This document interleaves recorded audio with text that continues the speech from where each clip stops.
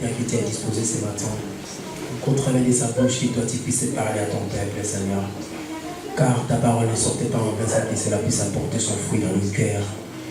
Seigneur, dispose nos cœurs, afin que cette parole puisse soit enracinée dans nos cœurs pour apporter des fruits, Seigneur. Et que l'ennemi ne puisse pas voler ce que toi tu as semé dans les cœurs de tes enfants, Yahweh. Car ta parole est la vie, et que cette vie puisse se communiquer en nous, Seigneur. Nous te remercions, nous te rendons gloire dans le bon nom de Jésus-Christ. Amen. Nous applaudissons pour la parole de Dieu.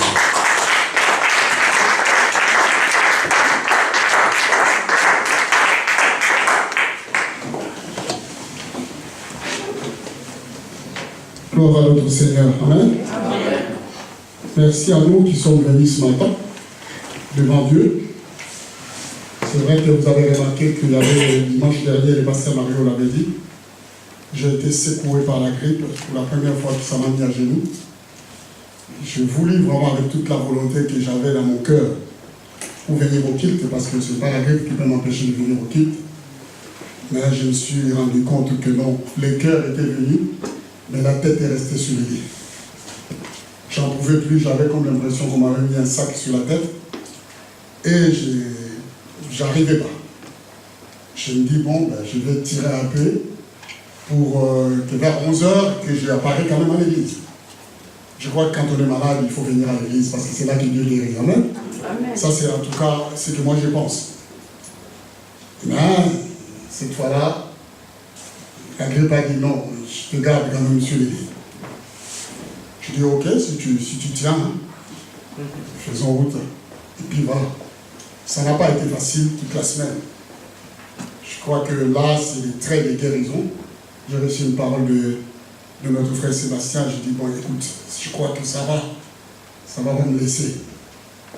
Mais après la grippe, il y a la toux qui est venue prendre la place. Je crois que c'est la saison. Hein. On ne peut pas chasser cela au nom de Jésus, parce que si j'avais tenté, ça allait me rigolonner. C'est juste que le temps n'est pas bien et que tous nous avons froid. Et après, ça arrive à nous faire tomber. Mais la grâce du Seigneur fait que nous soyons là ce dimanche. Alléluia. Amen. Il est vivant. Il est ressuscité. Il y a notre frère Soule qui avait perdu son père, qui va faire son retrait de deuil le samedi prochain, le 12, sur l'avenue du Colmar. Si je n'ai pas encore pris l'adresse, je vous enverrai des textos. Il y a aussi Papa Thomas qui avait perdu son oncle en Afrique. Nous sommes plus retrouvés aujourd'hui.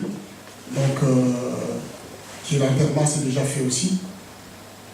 Et comme notre frère Patrick a dit, soyons solidaires. Nous sommes une famille. Et que dans cette famille, nous sommes une même personne.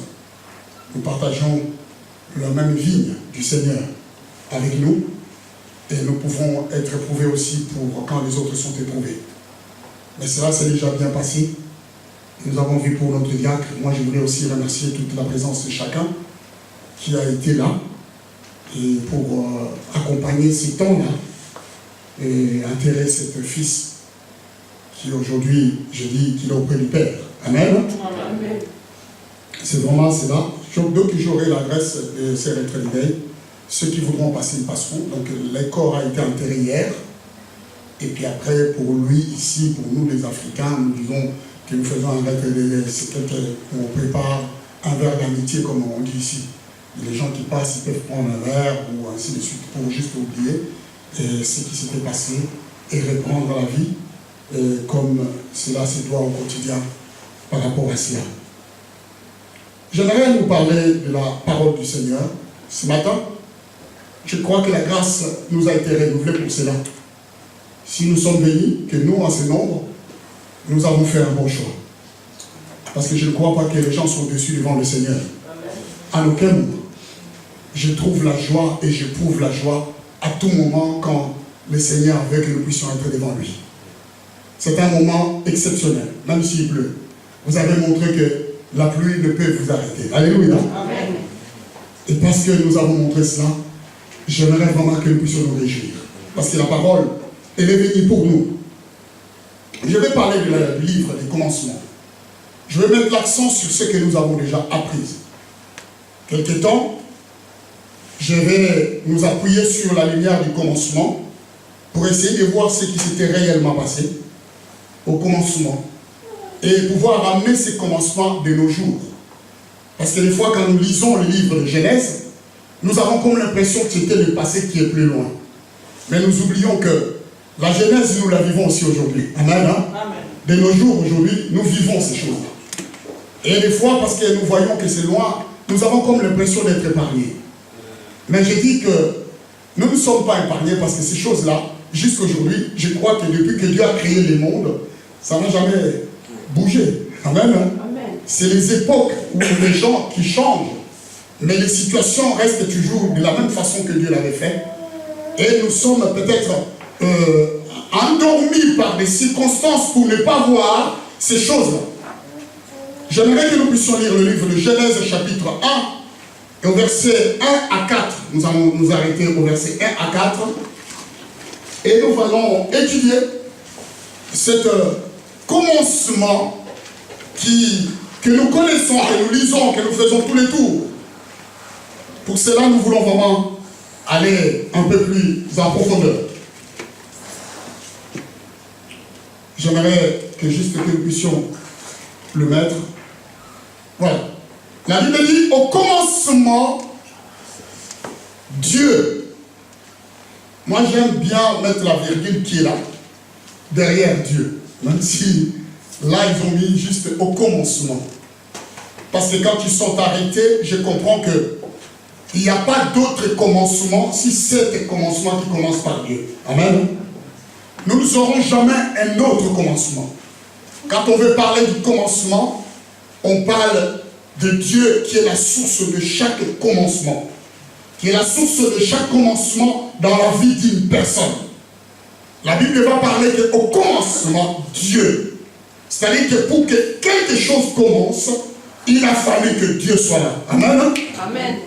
Si Dieu n'était pas là, il n'y aurait pas eu un commencement. Voilà pourquoi je vous ai dit que j'aurais voulu mettre la virgule après Dieu. Parce que c'est là que ça prend toute racine des choses. Si on doit parler d'un début, c'est que quelqu'un a fait que ce début-là soit.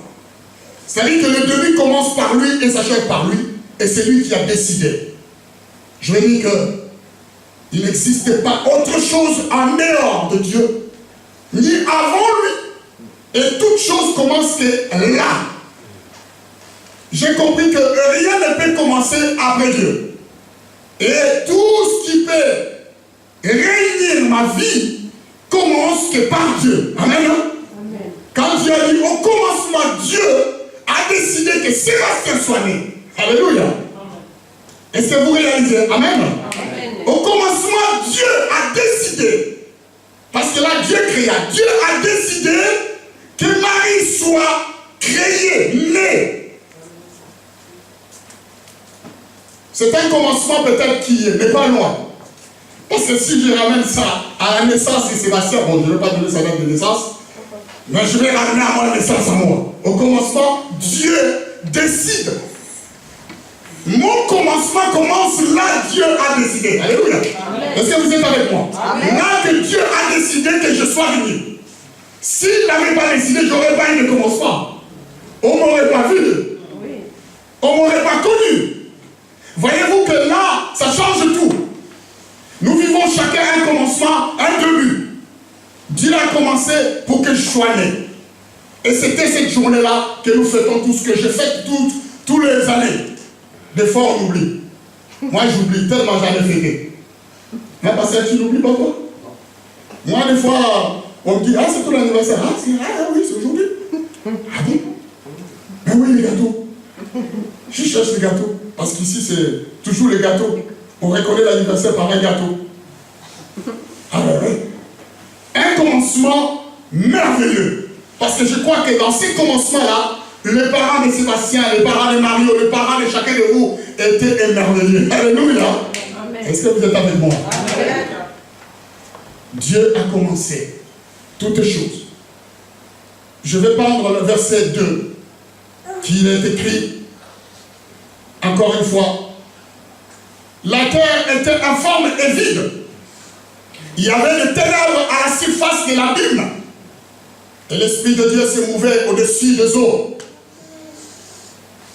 Cette parole exprime, et ça continue à s'exprimer aujourd'hui. La Bible dit que la terre était informe et vide. C'était le temps d'une personne que nous connaissons aujourd'hui qui ne connaît pas Dieu. Une personne qui est informe, une personne qui ne voit pas Dieu. Un état d'une personne qui est complètement engloutie dans quelque chose. Parce que la Bible va parler de l'abîme qui est aux surfaces, qui couvre les surfaces. Cette terre-là, ça existait autrefois. Mais cette terre-là existe encore de nos jours. Alléluia. Des fois, nous passons à côté de cette terre, mais nous ne voyons pas. Des gens que nous côtoyons jour après jour, qui sont informes et vides. Quelqu'un qui n'a pas Dieu, c'était quelqu'un qui est vide dans son esprit. Alléluia. Dans son cœur. Une personne qui n'a rien en lui. Nous côtoyons et nous voyons tous ces gens-là, tous les jours, qui sont vides à l'intérieur. Ils n'ont personne. Dans leur cœur, il n'y a rien. C'est vidé. La terre était informe et vide. Et la Bible dit qu'il y avait de l'abîme sur la surface. J'ai pris ces mots pour essayer de comprendre en profondeur. J'ai compris que c'est un mot qui a deux sens. Et je vais vous montrer aujourd'hui, parce que rappelez-vous que je vous ai dit que la vie d'une personne qui n'a pas et qui ne connaît pas Dieu est une vie vidée, une vie informe, où il n'y a pas de forme. Mais maintenant, encore, en plus de cela, il y a eu l'abîme qui couvrait toute la surface. Je comprends que l'abîme, même dans le dictionnaire français, représente un grand trou profond. Alléluia. Est-ce que vous êtes avec moi? C'est un grand trou qui est profond. On peut l'appeler aussi une gouffre, comme un tunnel où il n'y a pas de lumière. Combien de personnes que vous connaissez sont dans un gouffre aujourd'hui de nos jours, qui sont dans un gouffre que le diable a placé dans un gouffre. Un gouffre qui, les gens là ne voient, ne brûlent que les noirs. Ils ne comprennent rien. Ils sont dans un tunnel où ils n'arrivent pas à voir la sortie. Ce monde-là, aujourd'hui, de nos jours, existe. Même parmi les chrétiens où tu trouves des personnes qui sont dans un gouffre financier. Alléluia. Dans un gouffre, dans une crise, dans un problème où le diable a appris. Parce que dans ces moments-là, les gens sont enfermés par cet esprit de ténèbres. Parce que l'abîme, c'est un grand ténèbre, parce qu'un grand trou où il n'y a pas de lumière, c'est un grand ténèbre. Et ces ténèbres-là existent encore de nos jours pour, encore une fois, couvrir les surfaces de vie des gens qui n'arrivent plus à s'en sortir. Parce qu'ils sont dans une gouffre. Ils sont dans un trou profond. Ils ne voient pas. Et la Bible dit que l'abîme recouvrait. Voyez-vous que ce mot va changer, juste l'abîme, va changer encore une fois le sens lorsque je rajoute un R à la fin. Lorsque je prends abîme, je mets un R, je la prends comme un verbe, ça devient abîmé. Alléluia. Est-ce que vous êtes avec moi? Ça se dit de la même façon. Maintenant, quand je prends ce verbe abîmé, je prends encore un autre sens de personnes qui sont abîmées aujourd'hui. C'est quoi être abîmé? C'est simplement être détruit. C'est être en mauvais état. C'est être détérioré. C'est quand une personne est abîmée, c'est qu'il est endommagé. C'est quelque chose qui est, je peux appeler comme pourri. Combien de gens sont abîmés aujourd'hui? Alléluia. Combien de couples sont abîmés? Est-ce que vous êtes avec moi? Amen. Combien de personnes, même dans nos jours, où nous côtoyons, sont complètement abîmées par le diable? Non simplement, ils sont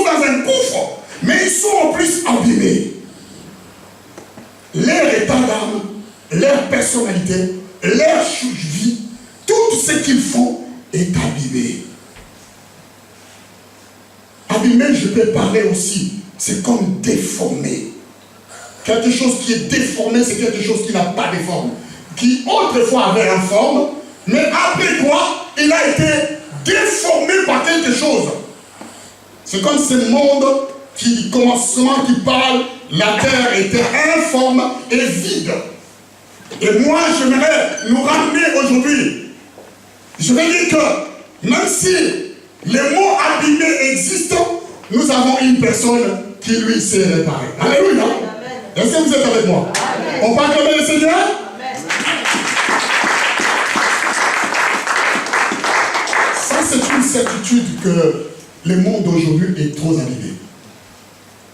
Quand nous regardons l'état d'esprit de ce monde, nous comprenons que les choses ne fonctionnent pas bien.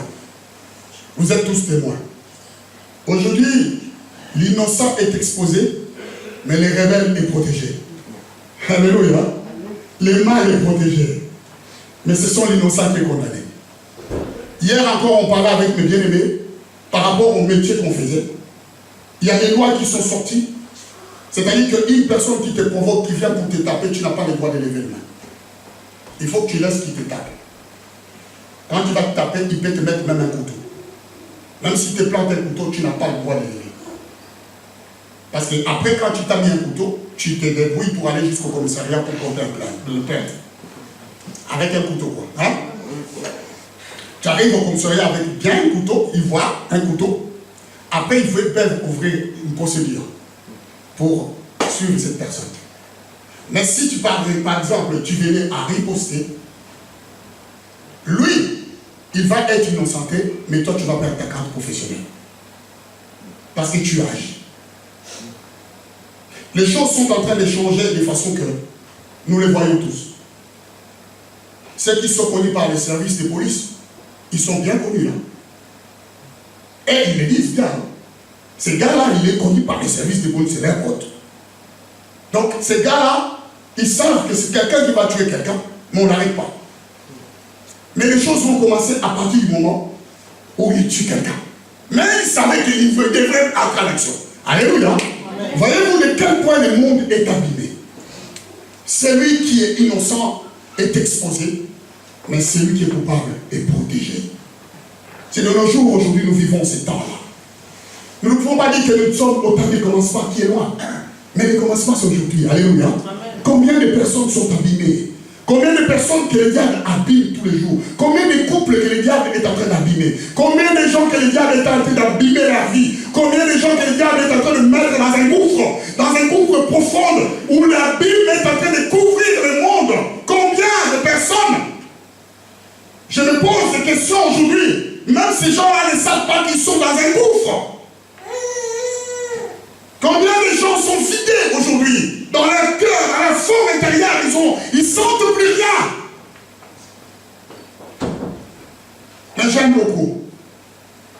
La Bible va dire dans le verset 3, Dieu dit, donc Dieu parle. Alléluia. Même de nos jours. J'aime beaucoup quand la Bible dit Dieu dit. Alléluia. Je suis en train de le voir. À aucune place dans la Bible où il est montré, avant même le commencement, le premier mot de Dieu. Non. C'est seulement dans ces versets. Dieu dit. C'est-à-dire que la première fois que Dieu va parler sur terre. Alléluia. Est-ce que vous êtes avec moi? La première fois que Dieu va parler dans la vie d'une personne. Il y a toujours une première fois quand Dieu parle. Amen. Mais quand Dieu a parlé pour la première fois dans ta vie, qu'est-ce que as-tu reçu? Amen. Qu'est-ce que as-tu reçu? Là, c'est un monde qui est ouvert. Mais Dieu va commencer à parler. Il va prononcer des paroles. Et une simple parole. Dieu dit que la lumière soit. J'ai titré ce thème, la lumière du commencement. Et la Bible dit que la lumière fut. Nous connaissons tous ce que ça veut dire lumière. Cela représente simplement la parole de Dieu. C'est là où tout prend toute sa forme. Parce que dans le monde, il y avait un grand ténèbre. et la nuit. Dieu n'avait pas voulu travailler dans les ténèbres. Dieu n'avait pas voulu travailler dans le noir. Dieu a besoin de lumière pour commencer à agir. Alléluia. Dieu a besoin de Christ pour faire une œuvre dans la vie d'une personne. Est-ce que vous êtes avec moi? Amen. La première fois que Dieu parle dans ta vie, Dieu va planter Christ. Dieu a besoin de Christ dans ta vie pour te faire du bien. Amen. Hein? Parce qu'il n'y a que lui qui lui plaît. Dieu dit que la lumière soit. Et la Bible va dire, vous allez comprendre que ce verset, je n'ai pas compris pourquoi ça s'est mis au 3e verset de la Bible, de la parole. 3e verset, le chiffre 3, comme le 3 de la Trinité. Alléluia. De l'accord parfait. Comme si c'était la force d'une corde à 3 lianes. Les choses ne sont pas faites au hasard. C'est à la 3e personne que Dieu va parler. Alléluia. Or, nous savons tous que, encore une fois, Dieu ne parle pas seul. Là, je veux voir que la lumière va être. Et que la lumière fut. Dieu vit que la lumière était bonne. Dieu a des yeux aussi pour voir. Non simplement il a la bouche pour parler, mais il a des yeux pour voir. Dieu voit les gouffres que le diable met ses enfants. Et il voit aussi comment le diable est en train d'abîmer les gens. Cette notion doit ramener à nous une colère sainte. Quand je sais que le diable veut abîmer ma famille, quand je sais que le diable va abîmer ma vie, quand je sais que le diable va abîmer mon frère, je dois me mettre dans une colère sainte pour ne pas rigoler avec cet homme. Alléluia. Je ne dois pas le laisser s'amuser comme s'il était dans un parc d'attraction où il est permis de faire tout le jeu gratuitement. Je dois prendre une position. Et cette position sort de la bouche de Dieu lorsque Dieu dit que la lumière soit. Il trouva bien la lumière. C'est là, vous allez comprendre que c'est au travers de lumière que toutes sortes sont sorties. La Bible dit ceci, que Christ est le premier-né de tous. À quel moment que Christ était né? C'est là. Alléluia. Est-ce que vous êtes avec moi? Amen.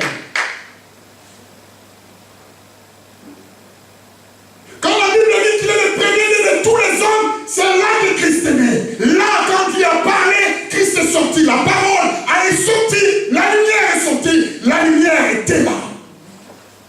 La première parole de Dieu, c'est une force.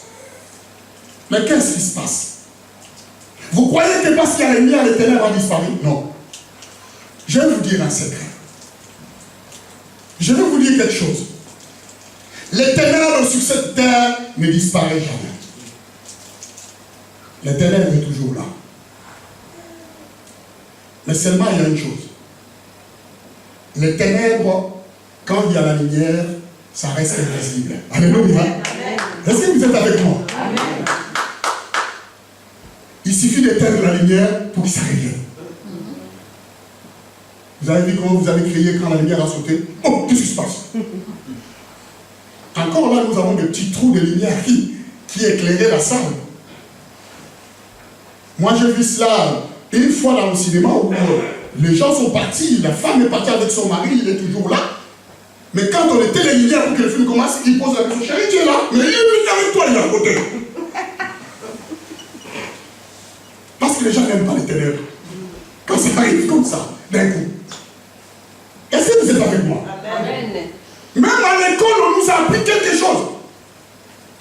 Donc le soleil qui éclaire les gens ne dort jamais. Parce qu'il est écrit dans l'école, on nous a dit, la terre tourne autour du soleil. C'est ça, professeur? Hein? La terre tourne autour du soleil. Mais le soleil reste toujours allumé. Quand la terre va tourner, et qu'il est devant le soleil, vous êtes éclairé. Quand il tourne et il cache le soleil dedans, vous êtes dans la nuit. Les ténèbres apparaissent. Mais j'aimerais vivre dans un pays, comment on dit, scandinave, c'est ça? Des pays où il y a le soleil tout le temps. C'est ça? Non? C'est pas ça? La Suède, la Finlande ou des trucs comme ça. Plus haut encore, où ils ont 6 mois de soleil et 6 mois. Mais ce n'est pas la même chose. Nous allons, c'est pas. Mais ici de nos jours, vous comprenez que les ténèbres, l'abîme est toujours présent sur cette terre. Ça ne part jamais. Ça veut dire que si vous perdez votre lumière, c'est les ténèbres qui vont vous couvrir. Alléluia. Est-ce qu'on parle quand même, Seigneur, s'il vous plaît? C'est cette lumière que Dieu va parler. Et il va dire que la lumière soit. C'est cette lumière-là que nous avons besoin de garder. C'est cette lumière que nous devions nous entourer. Pas la lumière. Parce que cette lumière de ce monde, c'est une lumière de la grâce de Dieu. Qui éclaire même les méchants et les bons. Ce n'est pas celle-là que Dieu veut dire. Parce qu'elle disparaît quand la terre tourne. Est-ce que vous êtes avec moi? Mais nous avons besoin de garder une lumière que même si la terre tourne, nous sommes toujours éclairés. Alléluia. Et nous marchons dans cette lumière-là. C'est cette lumière que Dieu avait prononcée qui définit la nature même de notre Seigneur. J'ai compris une chose. Dieu a commencé à créer dans la lumière. Quand la Bible dit que toute chose a été créée par lui et pour lui. C'est là quand Dieu dit que la lumière soit. Quand Dieu a commencé à créer, c'était pour Christ. Parce que c'est lui qui a permis que Dieu crée. Pour lui et par lui. Mais il y a une chose qui m'avait posé beaucoup de questions dans la Bible. La Bible dit que l'homme est créé le 6e jour. Donc les crapauds, les sauterelles, les grenouilles, tous les araignées qui vous font peur, et tout ce qui a été créé avant toi. Ce sont tes grandes sœurs ou tes grands frères. C'est normal, non? Dans une famille qui a quelque chose né avant toi, c'est pas un petit frère. Hein? Il est grand frère, non? Je ne peux pas dire que si j'ai ma soeur qui est née avant moi, je dis tu es ma petite soeur, non? Là, je ne sais pas la même, hein? Donc moi j'ai compris que même les crapauds avaient un droit de naissance. Même les moustiques avaient un droit de naissance. Parce qu'ils ont été formés avant l'homme.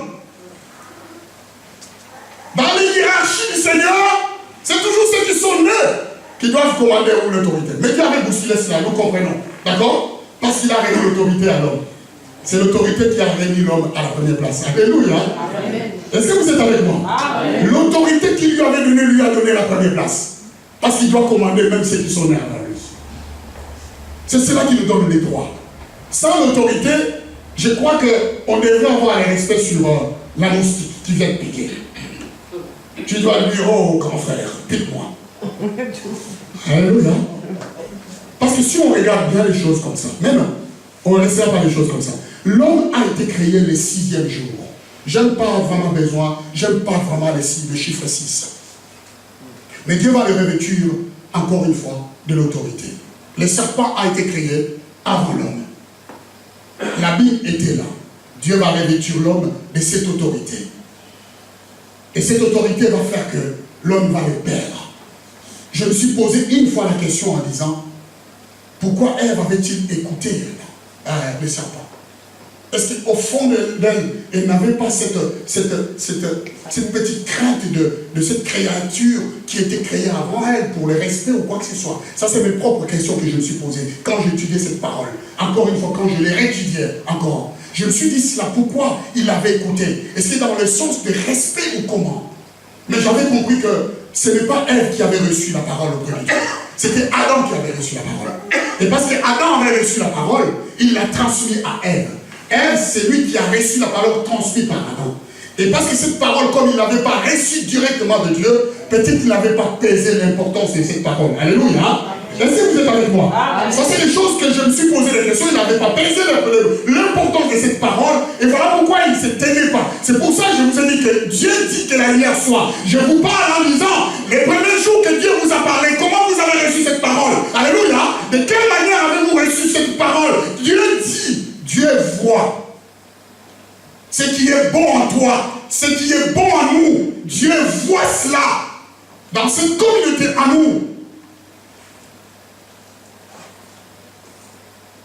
Christ est sorti le premier, mais l'homme est créé le 6e jour, à l'image de Christ, à l'image de Jésus. Ils ont pris l'image, ils ont donné de Jésus, ils ont donné à l'homme. Mais Christ est sorti le premier. Il est écrit, mais Christ dit, encore une fois, qu'il est l'image de Dieu invisible, le premier-né de toute la création. Parce qu'il est le premier, la première parole sortie de la bouche de Dieu. Car en lui, toute chose a été créée, dans le ciel, sur la terre. Dieu a créé la lumière. Il a besoin de voir pour créer.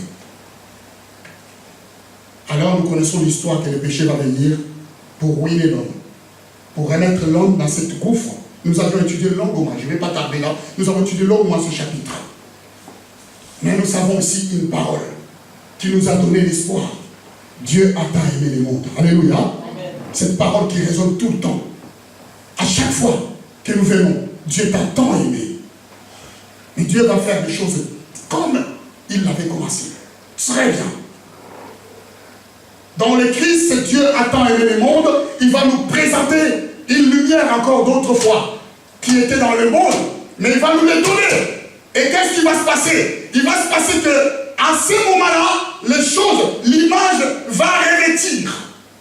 Dieu a tant aimé le monde, l'image que tu avais reçue de Christ va venir revêtir la gloire. Parce que Christ est la gloire. Quand tu reçois le Christ, et comme nous l'avons tous fait, nous recevons cette gloire qui permet à ce que nous puissions briller, même là où il y a les ténèbres. Alléluia. Que nous continuions à briller. C'est un soleil qui ne s'arrête jamais. Moi je dis dans la parole de Dieu, il est écrit que le peuple et la nation n'auraient plus besoin de la lumière parce que la lumière de Christ les éclairera. Ce soleil va s'arrêter, mais il y a un seul soleil qui restera. Moi j'aimerais vous amener encore une fois Seigneur, dans là où Josué allait amener tout le peuple. Dans la vallée des Gabaons, où il avait déclaré que ce soleil ne s'arrête pas jusqu'à ce qu'on puisse gagner. Est-ce que vous êtes avec moi? Amen. Mais le soleil qu'il avait déclaré, ce n'était pas le soleil là, parce que ce soleil-là doit respecter l'ordre. Dieu a dit, tu te lèves à l'est et tu te couches à l'ouest. Il doit respecter. Il n'obéit qu'à Dieu seul.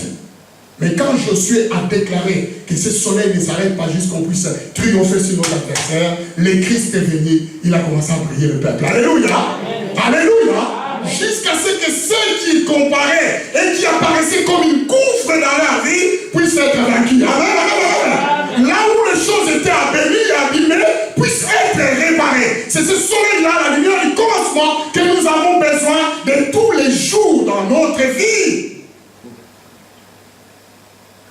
Pour marcher. Même il y a des chants qui chantent marche à la lumière de Dieu. N'est-ce pas? C'est cela que nous devions être. Et Jésus, il avait compris la faiblesse de l'homme. Il avait compris la misère de l'homme. Il va venir, il sait très bien que l'homme est toujours dans des problèmes. Il est toujours ruiné. Il est toujours abattu. Il est toujours abîmé. Il est toujours confondu face aux choses qui sont dans ce monde, les forces des ténèbres qui agissent et qui continuent d'opérer pour mettre en place à toute cette politique qui va amener à ce que les gens commencent à adorer la bête. Il va venir avec une parole. Lui qui est la lumière du commencement, les premières paroles de Dieu, il va faire que nous soyons aussi les premières paroles de Dieu. Est-ce que vous êtes avec moi? Et là, Christ va dire, vous êtes la lumière du monde. Oh là là. Les gens, quand tu prononces cette parole, ils ne comprennent pas. Quand Christ dit, vous êtes la lumière du monde, il vous place là où Dieu l'avait placé, au commencement de toutes choses. Nous devenions la première parole de Dieu. Que la lumière soit. Et voilà pourquoi la Bible continue à nous exhorter en disant que nous sommes la tête et nous sommes le premier et Quelle est la première parole de Dieu? Je vous ai parlé aujourd'hui. Que la lumière soit. Et Jésus va remettre cet état d'esprit dans nos cœurs. Vous êtes la lumière du monde. Amen. Que nous sommes la première parole de Dieu. C'est avec nous que Dieu doit créer. Alléluia. Est-ce que vous êtes avec moi? Amen. Dieu veut créer avec toi. Il a besoin de toi pour commencer à créer, à réformer, à formater ceux qui ne connaissent pas, qui sont dans les ténèbres, ceux qui sont dans un gouffre, ceux qui sont abîmés, ceux qui sont ceci. Un jour, j'ai vu une sœur qui était tellement mal. Il me dit, pasteur, comment je vais faire pour devenir chrétien? Je lui ai dit, écoute ma soeur, tu es trop abîmé. Laisse Dieu le temps de pouvoir te réformer. Laisse le temps de Dieu de pouvoir te refaire. Parce que l'état que tu as, quand les gens te regardent, ils voient toujours une personne abîmée. Mais ce n'est pas Dieu. Mais pour que Dieu puisse te créer, te recréer, il faut que tu sois devenu lumière. Alléluia. Qu'est-ce qui est parle de lumière? La Bible dit, parce qu'il est lumière, si nous sommes lumière, comme lui il est lumière, nous restons en communion avec lui. C'est alors que le sang de Jésus, son Fils, nous purifie de tout péché.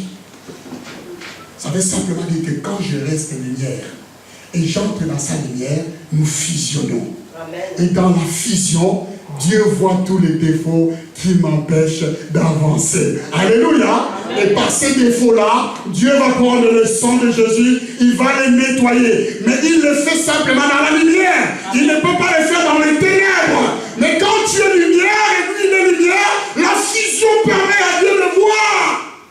Là où le diable était déformé. Est-ce que vous êtes avec moi? Là où le gouffre est en train de régner dans ta vie. La Bible dit que Dieu vit que la lumière était bon. Dieu veut voir dans ta vie cette lumière qui t'amène dans une fusion avec lui pour commencer à régler tel problème, tel problème, tel problème. Pour que le monde ne soit plus informe et que tu puisses avoir un sens. Que tu sois taillé dans l'image, l'image du Christ. C'est cela notre destin. Alléluia. C'est le désir de Dieu même. Je suis en train de partager avec vous. La lumière du commencement doit faire route avec nous chaque jour, bien-aimé. Vous êtes une lumière du monde.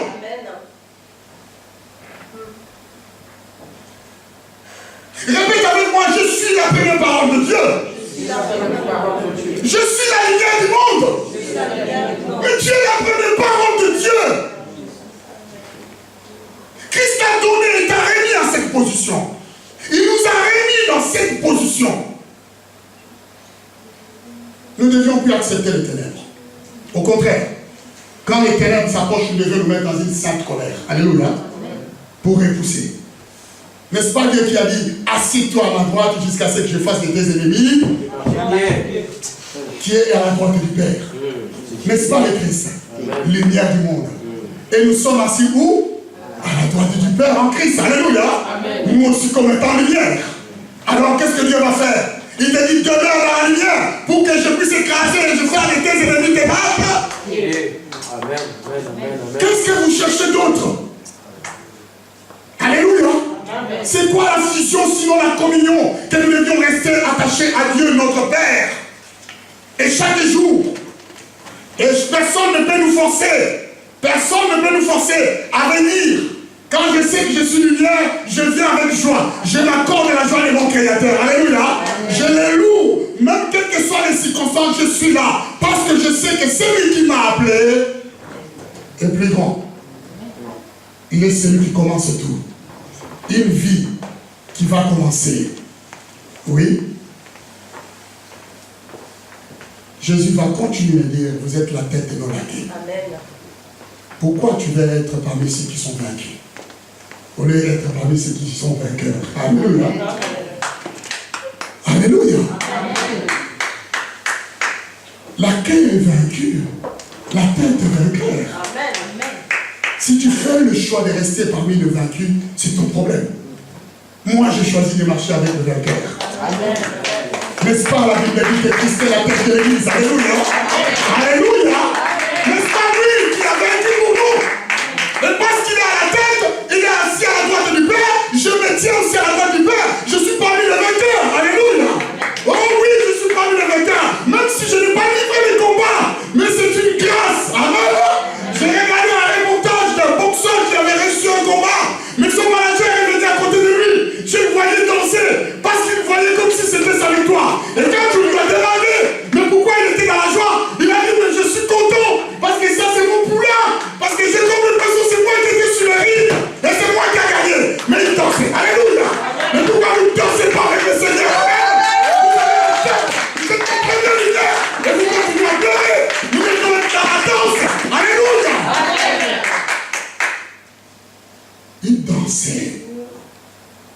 joie de son poulain. Qui est notre poulain? Le Christ. Il a vaincu. Nous dansons. Amen. Mais quand on a fait la photo, ce manager était sur la photo à côté de son poulain. Il a tenu aussi la ceinture. Il a dit, va. On a réussi. On a réussi. Christ te dit, tu es la lumière. Mais tu caches cette lumière, tu te caches. Et quand tu caches la lumière, c'est les ténèbres qui apparaissent dans ta vie. Ah, mais ça ne va pas. Ça n'avance pas ici. Qu'est-ce que j'ai fait? Mets la lumière sur la tête, alléluia, pour que ça claire aux alentours. Amen. Et que Dieu voie. Pour que Dieu voie. Tous les petites portes de ténèbres qui faisaient d'intimider ta vie pour que Dieu le voie. Je vous ai dit une chose importante. Les ténèbres sont déjà là, mais devant la lumière, ils restent invisibles. Ils seront toujours autour de toi, rôdés. Mais parce que tu es lumière, ça restera toujours invisible. Donc aucune force, aucune influence, aucune puissance. C'est là que Christ va dire, oh mort, où est ton aiguillon? Où est ta force? Où est ta guérison, ta force? Tu es où? La mort était là, mais invisible. Alléluia. Oh, gloire à notre Seigneur. Le Seigneur est vivant. Nous sommes la victoire. Nous ne sommes pas la défaite. Nous sommes la réussite. Nous ne sommes pas l'échec. C'est ce que nous devions savoir. Quand on parle de la victoire, tu dis qu'on parle de moi. La réussite, tu dis qu'on parle de moi. Je ne vais pas parler de la réussite de notre vie quotidienne, parce que celle-là est écrite. À l'époque même de Christ, il y avait les pauvres. Hein? Dieu n'avait rien fait pour eux. Alléluia. Quand encore une fois Judas dit, mais pourquoi on ne vendrait pas ce parfum de nard et encore une fois donner l'argent aux pauvres? Christ leur a répondu que non, mais les pauvres sont toujours avec vous. Mais cette femme a fait quelque chose d'exceptionnel. Il a embaumé mon corps déjà à l'avance. Mais les pauvres, ça ne changera pas, même si on va ici, on leur donne l'argent, ils seront toujours là. Est-ce que vous voyez les Roumains sont disparus dans les poteaux de feu? Non, ils sont pas.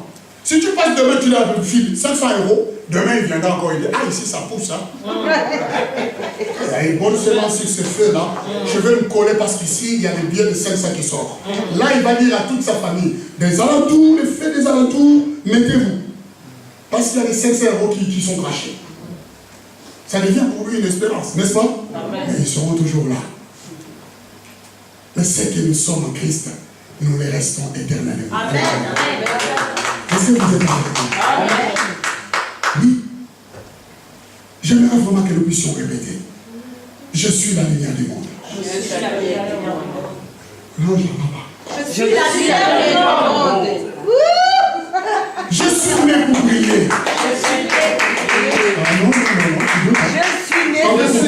je suis né pour briller. Je suis né pour briller. Moi, je suis né pour briller. Tu es né pour briller. Alléluia. Je veux briller dans mon travail. Dis-le. Je veux briller dans mon travail. Je veux briller dans mes affaires. Oui, je veux briller dans ma famille. Je veux briller dans mes projets. Mais quand tu es lumière, tu dois briller partout, n'est-ce pas? Amen. Est-ce que vous ne croyez pas ces choses-là? Il faut les confesser tout le temps dans notre cœur. Je vais briller parmi mes ennemis. Alléluia. Je vais triompher d'eux. Parce que je suis la première parole de la bouche de Dieu. Et ça, Christ, merci Seigneur. Parce que tu as fait de moi une première parole de la bouche de Dieu. Mais rien ne peut me nuire.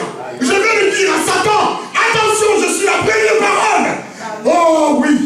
Cette parole certaine et véritable qui amène toute la création en lui-même. En lui, toute chose a été créée. Ce qui est et ce qui n'était pas a été créé par lui et pour lui. Quand tu es la première parole de Dieu, toute chose est créée par lui et pour toi. Parce que tu détiens, tu deviens le défenseur de ces choses que Dieu a créées. Tu deviens celui qui contrôle l'autorité qui était mise sur l'homme va dépasser encore les nations parce que ça deviendra simplement l'autorité suprême. Amen. Ce n'est plus une petite autorité, mais ça devient suprême. Oh, l'autorité suprême vient d'en haut. Alléluia. Qui descend du cœur de Dieu pour te rétablir, pour te remettre dans tes fonctions, afin que tu puisses marcher. Et quand tu vois des choses qui te dégagent, qui veulent te contrarier, tu te mets dans une colère sainte. pour t'opposer à toutes ces choses-là. Attention, Satan. Je sais que tu es là. Tu m'entends. Je sais que tu me vois, même si tu es invisible. Mais je t'ordonne. J'ai fait de tout. Amen.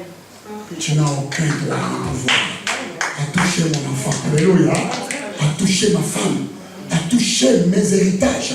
À toucher mes affaires. Je te vois, je sais que tu me vois parce que tu te caches. Pourquoi Christ a dit travailler pendant qu'il fait jour? Parce que la nuit vient où personne ne peut travailler. Parce que dans la nuit, toutes les ténèbres se cachent quand il fait jour.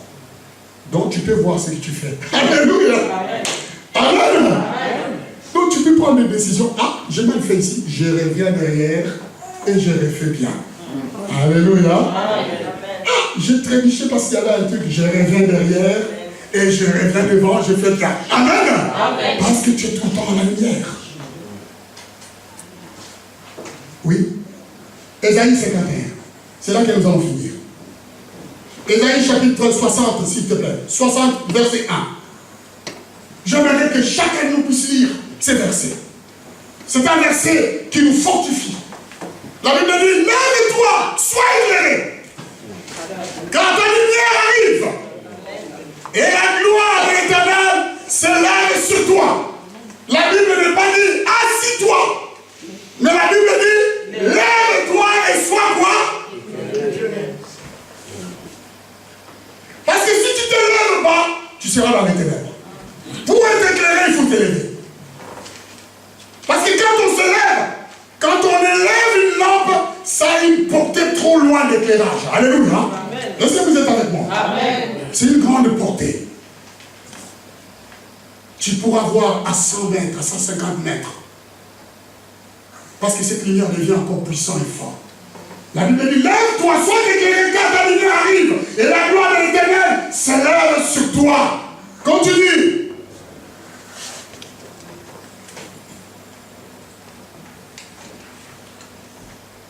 Voici les ténèbres couvrent la terre. Amen, hein? C'est ce que je vous ai dit ici aujourd'hui. Les ténèbres couvrent la terre. Rien n'a changé depuis le commencement. Les ténèbres couvrent la terre. C'est toujours là. Ce monde est couvert de ténèbres. Voici les ténèbres couvrent la terre et l'obscurité le peuple. Il y a des gens qui dépendent du soleil qui se lève le matin. Celle-là. Si toi tu dépends de son soleil-là, quand les ténèbres viendront, tu seras dans les ténèbres. Il faut que nous puissions dépendre de notre lumière. Cette lumière qui se lève tout le temps. Les ténèbres couvrent le peuple. Voyez pourquoi les gens sont abîmés aujourd'hui. Au quotidien, quand je vois des personnes, l'état d'esprit des personnes, je me pose des questions, je dis, est-ce qu'ils ont un cerveau? Est-ce qu'ils ne se rendent pas compte qu'ils sont abîmés? Là, je vais vous parler de ceux qui sont dehors, ceux qui meurent. Ils sont tellement abîmés. Des fois, ils se rendent compte, ah, ça ne va pas. Mais, ils n'ont pas de solution. Le Seigneur te dit, tu as trop à rester assis. Lève-toi pour ta famille. Alléluia. Lève-toi pour tes affaires. Lève-toi pour ton travail. Lève-toi pour ce que tu aimes. Lève-toi. Lève-toi pour que tu sois éclairé. Dieu, en tant que tu te lèves, il t'éclaire pour que tu puisses éclairer les autres.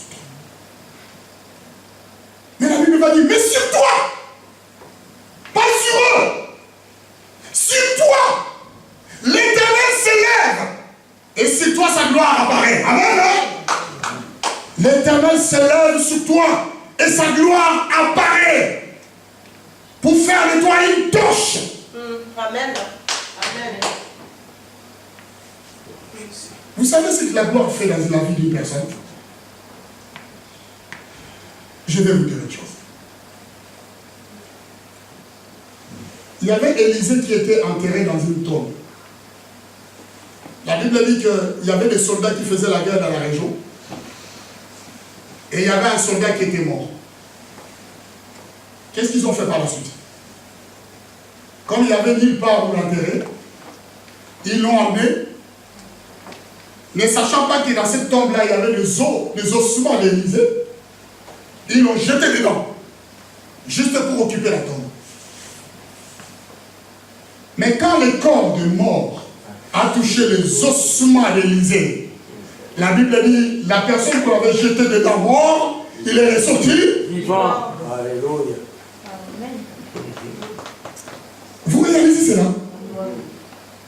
Ça veut dire que quand Dieu dit que sa gloire est sur toi, tout ce qui était mort à toi va ressortir vivant. Alléluia. C'est la gloire de Christ, c'est ça la vie. Ça va ressortir vivant. Amen. Tu deviens une productrice, un producteur de vie. Amen. Amen. Il suffit simplement que quelque chose de mortel vienne entrer en toi. Ça va ressortir en glorifiant le Seigneur. Alléluia. Amen, amen, amen, amen. Est-ce que vous êtes avec moi? Ne n'oubliez pas la parole pour que vous ne réalisez pas. C'est là. Ça ressortira entre nous et le Seigneur. Amen, hein? Amen. La crise entre. Tu le sors. Ça devient l'abondance. Ça sort vivant. Tu es une torche vivante, n'est-ce pas? Amen. Pour montrer la gloire du Seigneur. C'est là que Dieu dit, sur toi, sa gloire, la gloire ramène toutes choses qui les touchent à la vie. Tout ce que tes mains vont toucher va donner vie. Parce que la gloire de Dieu est sur toi. Cette gloire apparaît. Comment elle va apparaître? En montrant aux autres que la vie est là. Et c'est cette gloire que Christ fait. Nous étions morts dans nos péchés, mais Christ nous a rendu la vie. Rien que quand nous étions en contact avec lui, nous sommes entrés à lui, en contact avec lui, tout ce qui était mort en nous redevient vie. Alléluia. Et nous vivons. Il vit, nous vivons également. C'est cela la lumière du monde. Je vais vous partager un secret. Ne cherchez pas demeurer dans la lumière. Marchez sur cette lumière. Et dans le verset 19, 20, il est dit quoi? Dans le même chapitre. Mais nous, le verset 19, 20. Mais nous, qu'est-ce qu'il est écrit?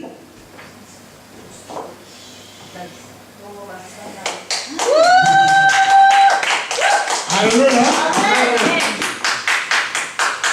Ça ne sera plus le soleil qui servira de lumière. Et si tu veux continuer avec ce soleil-là, c'est ton problème. Mais c'est un soleil de justice, celle-là. Ça appartient à tout le monde. D'accord? Ne crois pas si tu te lèves le matin pour aller travailler, c'est son soleil-là qui te fait grâce. Ça ne sera plus le soleil qui te servira de lumière pendant le jour. La lune qui t'éclairera sur le lumière. Mais l'Éternel sera ta lumière toujours. Alléluia. Oh Seigneur, ton Dieu sera ta gloire. Oh mais ça c'est merveilleux. Amen. Seigneur, tu es ma gloire. Là où je vais, même si à la mort qui m'approche, tout deviendra vie. Alléluia. Parce que j'ai ta gloire sur moi. Je ne dépends pas de cette lumière. Parce que tu l'as dit que ce n'est plus le soleil qui m'éclairera le jour. Mais c'est le Christ. La lumière du commencement. Qui est ma vie. Il marchera lui-même avec moi. Avec toi. Pour t'éclairer. Et même si ce soleil-là s'arrête, le tien ne s'arrête pas. Et continue à éclairer. Tu n'as pas besoin de la lune. Mais la lune n'est rien. Tu as besoin juste de l'éternel Dieu des armées. Ton Dieu. La Bible dit ton Dieu sera ta gloire. Ton Dieu à toi. Mon Dieu à moi. Notre Dieu sera notre gloire. Nous voulons continuer dans cette lumière. Alléluia. Mettons-nous debout et nous allons prier. Tu vas dire, je suis la lumière. Je ne veux pas marcher dans les ténèbres. Les ténèbres ont peur de toi. Parce que les ténèbres qui s'approchent devant la lumière restent invisibles. Tu vas dire que tous les ténèbres qui s'approchent de toi puissent rester invisibles. Même si tu ne veux pas, même si tu ne pries pas, les ténèbres qui s'approchent de toi restent invisibles. Il est là, mais il ne peut pas agir. Il a enlevé, Dieu enlève tous les moyens dans ces ténèbres-là. Oh, alléluia. les moyens des attaques, les moyens de tout, de te rendre malade, les moyens de tout. Dieu enlève. Ça devient sourd, ça devient impuissant. L'éternel devient impuissant, il devient misérable. La misère entre dans les camps de l'adversaire. La misère quitte ton corps pour aller dans le camp de l'adversaire. Tu dois prier ton Dieu ce matin et lui demander de rester dans cette lumière. Tu es la première parole de la bouche de Dieu. Tu es celui que Christ a dit, tu es la lumière. Tu es la tête et non la tête. Continue à prier, bien-aimé. Prie ton Dieu. Prie ton Dieu maintenant. Prie ton Dieu. Continue à prier ton Dieu. Oh, alléluia.